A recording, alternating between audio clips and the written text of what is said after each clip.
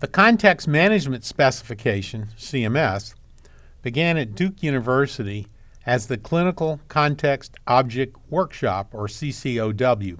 It seeks to facilitate the integration of diverse applications at the point of use. It does this by managing issues such as the identity of a patient the user wants to view or update via these applications, the identity of the user who wants to access the applications, a moment in time around which temporal data displays should be centered by the applications, and a particular patient encounter that the user wants to review. The details are highly technical, but you can get the general idea from this illustration where several applications from different vendors are all centered around the same patient at the same time for the same clinician.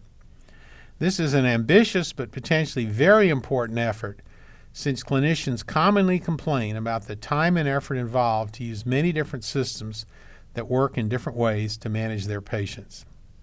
Before moving on, I want to mention an interesting feature of the Smart on Fire app platform. This is called launch parameters. These provide some of the same services as anticipated in CMS as providers, patients, and other users move about among Fire apps.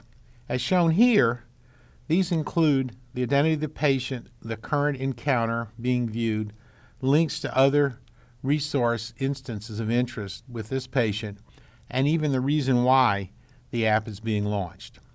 Here is an example of a JSON formatted version of one of the simplest Fire resources, the patient.